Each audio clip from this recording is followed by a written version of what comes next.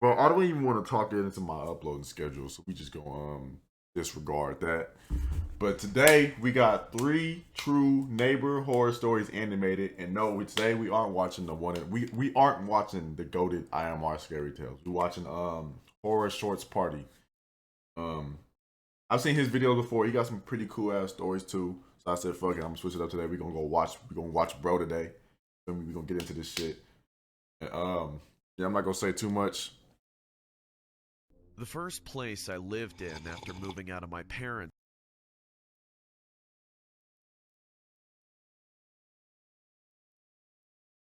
Yo, all the saliva and fucking spit that I just heard in my. house was this tiny, dingy apartment on the outskirts of town. It wasn't the nicest place, but it was affordable, and it was mine. Because the rent was so cheap, there were quite a few students from the nearby community college living there. Most of us were friendly with each other, and we'd hang out sometimes. But there was one guy who Oh just killed the shit! vibe whenever. Oh shit! Oh shit! Oh shit! Damn, boy, this nigga look like I don't even know, but shit, if he ever got convicted of something, just know he did it. There's no absolute way that he didn't do it. He did whatever he did. Was around. I don't think any of us knew his name or even really Look at managed him. to have a conversation with him. We all mentioned seeing him linger. Yo, despite dirty him as wearing the shit, same set of musty clothes as every hell. single day. Most of us wrote him off as the token creep of the neighborhood. This is just what you get for trying to save on rent. After all, he wasn't the only downside to that particular apartment complex. The walls were pretty much paper thin. I could usually hear just about everything going Yo, on looking in at the that neighboring nigga made my apartments. skin crawl, That dog. being said, I Oh, still who didn't little mama? mind. My next door neighbor was this really attractive girl from the community college.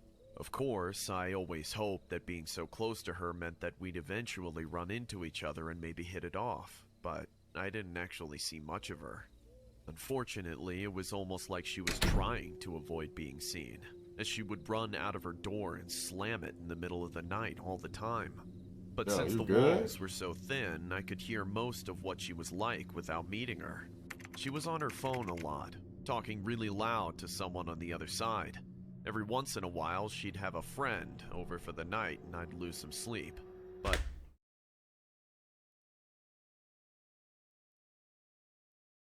Every once in a while, she'd have a friend over and you lose some sleep. The only particular reason I can see you losing some sleep from that is if you're hearing some constant noise coming from that room. And if you said she got a friend that'll come over, and every time he'd come over, you lose some sleep because you heard some noise coming.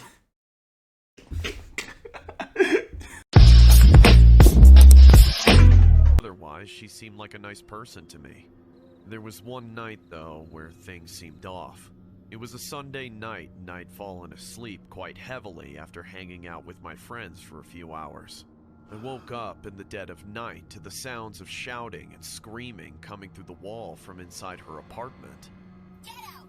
You're ugly! Like I'd ever. Ah! It sounded like a heated argument, which was weird. I'd never heard my neighbor fight before. Bro, I could nosy tell ass someone else nigga. was in the apartment. They were talking back. Come on, please!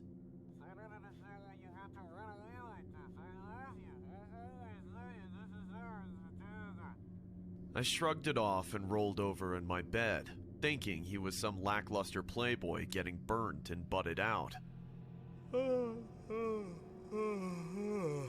It was none of my business, and I didn't have the energy to do anything Nigga made me about yawn. it, so I went back to sleep.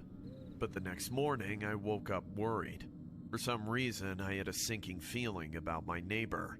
I stepped outside of my apartment and knocked on her door. Hello? There was no answer. I knocked a few more times, but still, nothing on the other side. I sighed in frustration and stepped back. We were on the second floor breezeway, so I leaned up against the railing and looked around the parking lot for her car. The parking spots were assigned in the same order as the apartments, so her car would be right next to mine. Huh, her car is here. I thought I heard the door open, but when I turned back, it wasn't her who answered. The door to the other apartment next to hers was ajar, and the eyes of the neighborhood creep were staring at me. Can I help you? I ain't gonna lie, that nigga opened the door and I damn near just had a fucking heart attack, boy. Look. That nigga opened the door and my heart sunk to my damn nuts. I ain't even gonna hold y'all. I got scared as shit. I ain't gonna lie. I should have expected this nigga to pop up some other time later in the damn story, but I wasn't expecting this nigga to pop up right here. What's the deal with all the knocking? I had no idea he even lived in that unit until then. I never saw him enter or exit once in the months I'd been there. Nigga creepy. Slowly, I walked up to his doorway, but he continued to hide behind his door. Hey, have you seen your neighbor? Who? The girl, man. He's seen her. You know who I'm talking about. Oh, the girl. Her name was Lily. He scowled at me like, damn, bro, your face dirty as shit. Yo, who is this nigga? Is he homeless? Like, bro, who is this? Bro, this nigga got the funniest built character ever. This nigga eyes look like fucking, I don't know. This nigga face look like concrete. Like, damn, and this nigga got a fucking mullet / Jerry curl with a fucking Hulk Hogan mustache, and his bottom lip is green. Did him, but I was confused. How did he know her name and I didn't? Oh, wait, man. What do you mean her name was Lily? I don't know. You don't know? Whatever. Look, I'm worried about her. I heard some crazy stuff from her place last night, and she's not answering her door. Have you seen her recently? I don't know. You don't know if you've seen her recently? Dude, I know your walls are just as thin as mine. Dude, I know your walls are just as thin as mine. Dude, I know your walls are just as thin as mine. Hey, yo, what the fuck? I know you heard something weird last night, too. Come on, you heard it, didn't you? I don't know. All of a sudden, I realized just how crazy tense the creep had become. He still held the door. That nigga over there closed sweating. with white knuckles, Sweating like a dripping motherfucker. down his forehead. He was no longer actually saying anything, but he never broke eye contact with me for a moment. Hey, I don't want to freak you out. I'm sorry. Why don't we just sit down inside and talk about this? Bro. What? Why? Like, at that, no. If I was the homeless nigga, I'd be like, bro, why the fuck do you want to come? Unless old boy right here thinks that he has something to do with it and he want to come inside to investigate, but he's just using that as an excuse just to get inside the house and see what the fuck was like, like if there's anything suspicious. But if this nigga really is trying to go inside this nigga's apartment and talk to him about what the fuck was going on last night, I ain't gonna lie. Go ahead, pack the protagonist up. It's early. No! The creep slammed the door shut with surprising strength, and right on my finger. Ah! Ah! Ah! Oh, that bastard! I reeled back and reluctantly looked at my hand. Yeah, we'll say that finger was definitely broken. Damn. One more thing about cheap rent. You get cheap locks. In the rush of shock and anger, the sight of my gnarly finger broke me.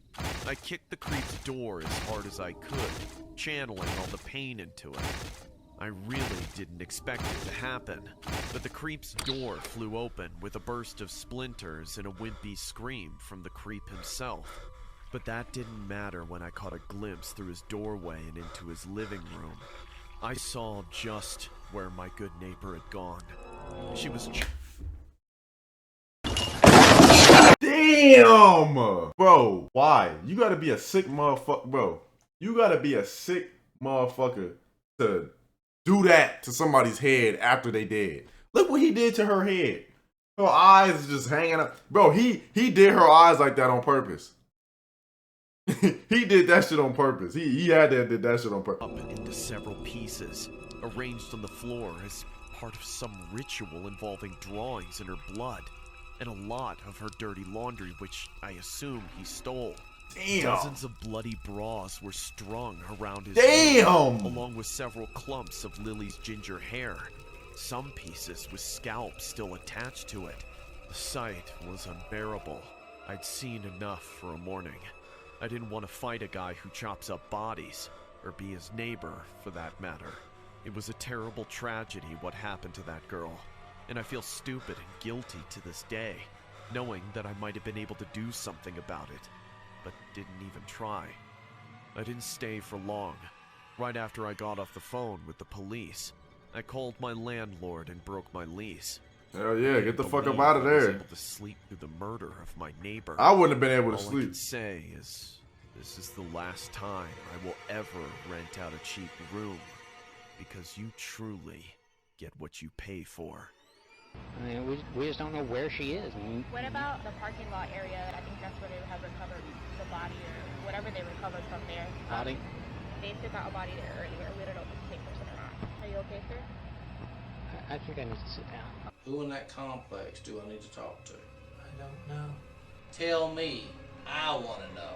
I don't know where she is. Why is there blood in your bathroom? I don't know. Yes, you do know. Why, Steven? Who did it? I don't know. Oh shit! Whoa! That shit actually. Yo! Whoa! Whoa! Whoa! Whoa! Whoa! Whoa! Whoa! Whoa! I mean, I'm not surprised because at the end of all these damn stories, I always tell y'all that there be crazy motherfuckers in the world actually doing this shit. But nigga, you mean to tell me this nigga actually? Yo, that nigga's a demon. Bro, that nigga had to been possessed or something. No, that nigga was possessed. He said they had rituals drawn up on the walls with her blood and shit. That would leave one shook to their very core. What makes things worse was how I had to experience it and live to tell about it. The depictions of what transpired are very disturbing, and to what some would refer to as inhumane. I still don't understand why things happen the way they do. Damn, bro, I just realized how swole this dude's face is, bro. Dude's face swole as shit. Damn. And this nigga got women lips. Not that I'm looking at his lips. I know how y'all be, bro. Pause. Did. All I know is that I am truly scarred for the rest of my life. It all started when I was in my late 20s. I was currently living with my parents and had saved up a considerable amount financially. Of course, being in my late 20s, I desperately wanted to move out, so I began looking for some real Damn, this estate nigga love agents to help keyboards. search for an affordable house. After a month or two of heavy searching, I found a local agent who had a decent amount of experience. I remember he was showcasing a house for sale that was about an hour away from my parents' place. My agent ended up scheduling an open house appointment so that I could take a house tour to see if I was interested. When that day finally arrived, my agent and my dad and I drove to the destination on a Sunday afternoon. On our way there, I recall seeing dozens of farms, farm animals, and farmers. This part of town was obviously where the countryside was, so it was quite the drastic change compared to the city life I was used to. When we arrived there, I remember seeing a decent-sized home with a for sale sign on the lawn. At first glance, the house looked pretty decent. I could honestly tell that whoever lived in that house knew how to keep their home pretty well kept. As we made our way onto the front porch, we got greeted by a middle-aged couple. The man introduces himself and his wife as Joe and Sally. My agent introduces my dad and I respectively as we all began making our way inside the house. I recall the house not being too big, but relatively decent size. It consisted of 2 floors with 2 bedrooms and 1 washroom. To be honest,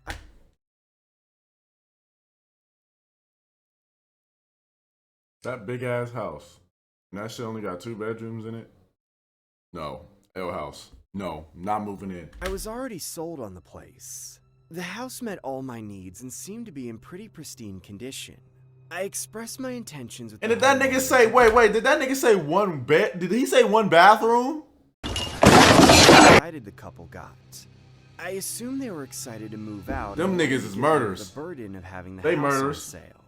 We then proceeded be the to old make our way motherfuckers. out of the house, and from the corner of my eye, I saw the couple looking at the ceiling with their hands clasped together, chanting a prayer. They devil worshippers.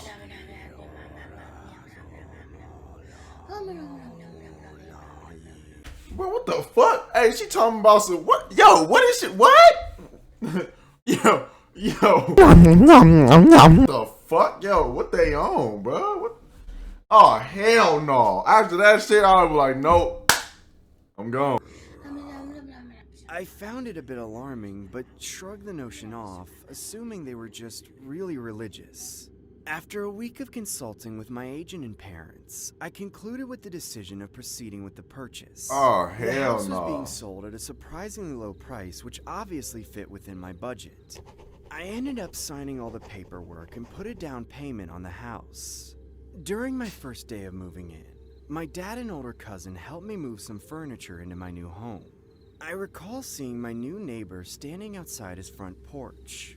He looked like an older gentleman that was Yo, roughly you within his good? late 40s. You just sitting there staring We and both shit. made eye contact, and I saw him politely waving. Yo, what's good, nigga? I then waved back at him and said, "Hey, you must be my new neighbor." "Indeed. My name is Sebastian. Sebastian. You can call me Bash for short." "Okay, nice to meet you, Bash. I'm Jack. Do you require any help moving your belongings in?" "No, it's fine, I think." "Nonsense! Let me give you a hand." Damn. Sebastian then inserts himself within my parameters Nigga. and casually introduces himself to my dad and cousin. Throughout the rest of the day, we successfully moved our belongings within the household and share a few laughs with Sebastian. Despite the initial odd introduction, he turned out to be a pretty laid-back kind of guy. Man, fuck that shit. We all even shared a beer or two as the night was pretty swell to say the least. At around 11 p.m., my dad and cousin finally left the house, leaving Sebastian and I alone. Oh, hell no. Don't leave me alone with this weird ass Sebastian nigga. staring at a painting of Mona Lisa in my living room. The painting was a gift from the previous owners, so seeing him stare at it so intently was quite the scene to see. That's when I asked, "Hey, big fan of paintings, are you?" "Yes. Mona Lisa is one beautiful woman, isn't she?" Yeah. I'm the one who painted this." "Oh, really now?" "Yes. I actually gave it to the owners before you came here as a welcome to the neighborhood gift. I suppose they passed the gift to you now, huh?" That bitch is cursed. It's cursed. It's cursed. I'm calling it now. That shit is cursed. That is my theory. I'm standing on that. It's cursed. Whatever type of problem they finna have in the story is gonna have to do with that damn picture. They did. Well, if you painted this, then you are very talented, sir. May I tell you something, Jack?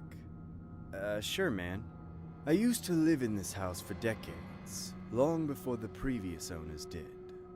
I found Sebastian's statement a bit strange, seeing as he lived next door, so I said, "So why did you move from this house to next door?"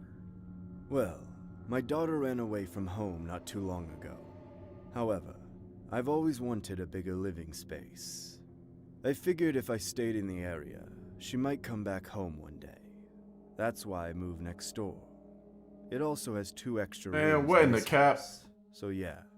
"Oh, I'm so sorry to hear that, sir. I hope she shows back one day." "And I also moved out because the house might be haunted." They didn't mention that in the damn house description. They failed to mention that shit. Just fed up. Look, he just look at him. He just he just fed up. Look, this nigga. Look, he getting possessed as we speak. God damn it. What? I'm just kidding, Jack. Anyway, I'll see you around. Okay, see you later, Bash. As Sebastian heads out the front door, I couldn't help but feel a sense of paranoia from the whole haunted remark. And why the hell he would joke about such a sensitive topic regarding his daughter. Even though he said he was joking, I couldn't tell if he was bluffing or just trying Yo. to cover up the fact that the place was actually haunted. Nonetheless, I knew that when we inevitably crossed paths again, I would double down and address the bizarre remark. After about a week in the new house, It just got cold I can as shit. honestly say that living there was swell, except my paranoia grew stronger as the days went by. I couldn't help but stutter every time I heard the floor creak or the wind howling from outside my window, as I attributed it to Sebastian's haunted remark. The employees at my work Damn, my nigga ain't getting no sleep. was every time I showed up to work. He looked like he off I them had lost a yerks. considerable amount of sleep every day. I couldn't help but feel a little frustrated considering I hadn't seen Sebastian since the day I moved in. It was almost as if he had isolated himself in his house or had completely relocated somewhere else. It was hard to track his whereabouts as I didn't know if his vehicle was in his garage or not. This is when the story gets extremely disturbing. There was one night when I remember tossing and turning in my bed from the nonstop creaks and sounds coming from my house. I decided to get up from my bed and cautiously walk towards my bedroom door. I could hear subtle sounds coming from downstairs. It didn't sound like the typical creaking sounds I usually heard, just a subtle male voice mumbling some kind of gibberish. I made sure to tiptoe my way towards the top of the staircase. As I began making my way towards the bottom of the stairs, I attempted to not make any sounds with each gradual step I took. The mumbling sound began to intensify. Someone was definitely down there. I eventually make it halfway through the staircase and saw Sebastian standing in my living room. Yo, what the facing fuck? Mona Lisa painting. My first instinct was to yell, "Get the hell out of here, I'm calling the cops," but I didn't want to potentially compromise my life, so I remained crouched down with my hand over my mouth. I couldn't help but feel emotions of anger and disgust as I asked myself, why the hell is this guy in my house? Oh yeah, well, God, get the fuck out. How the hell did he get inside? Yeah, Was he the one causing the creaking sounds this whole time? Nigga, I see it, bro. Look, if I'm him, I'm creeping up on this nigga Sebastian, right? And I'm hitting that nigga with one of these. Slithering. Watch out, watch out, watch out, watch out! Panic began rushing through my veins when I could make out some of the words he was saying. You're in a better place now, baby girl. Daddy still loves you, okay? You were the best girl a father could ever ask for. I loved every single moment we shared. I hope you can forgive me for what I did. Just know, Daddy did what he had to do, so he wouldn't go to jail. See you in the next life, baby. That nigga killed his daughter. Sleep tight. Sebastian then casually walks away as I hear him exit through the back door and lock it upon his exit. I knew he must have had a spare key to the house. I made sure to keep the lights off as I didn't want to give Sebastian any indication that I had awoken. I grabbed my phone and dialed 911. The operator then said, 911, what's your emergency? "Someone just broke into my house. I think it's my neighbor." Okay, sir, please remain on the line. We're sending a unit your way. Well, hurry up, he might come back. Sir, can you please confirm your address? Bitch, send the nigga. That's how motherfuckers be. Look, that's how motherfuckers be on the phone with the police. When they call the police, they be like the operator be like, we're sending the unit on to your location and blah, you know, whatever the fuck they say. Niggas don't even be giving a fuck. They be like, hurry up. What's your address? Hurry up, send the nigga. Sir, can you give me your address? Send the nigga, hurry up. They don't be cooperating at all. They be telling to send the motherfucker, hurry up. That's when I placed my phone on the floor and approached one of my closets that held some outdoor equipment. I grabbed an axe and a hard hat with a flashlight attached to it and began walking towards the Mona Lisa portrait. I put the hard hat on and turned on the flashlight attached to it. Now, I'm not sure what possessed me to do this, but the portrait fueled my anxiety to the point where I completely yanked it off the wall and tossed it into the corner. My speculations were accurate. There behind the painting lied a patched up component to the wall. I could tell there must have been a hole previous to the patch, considering the color of it was different compared to the rest of the interior. That's when I raised my axe and began hacking at the wall like a maniac. At this point, all I could see was red. I completely obliterated the wall with every bad intention I had built up that night. The more destruction I caused, the more shocking secrets began unveiling themselves.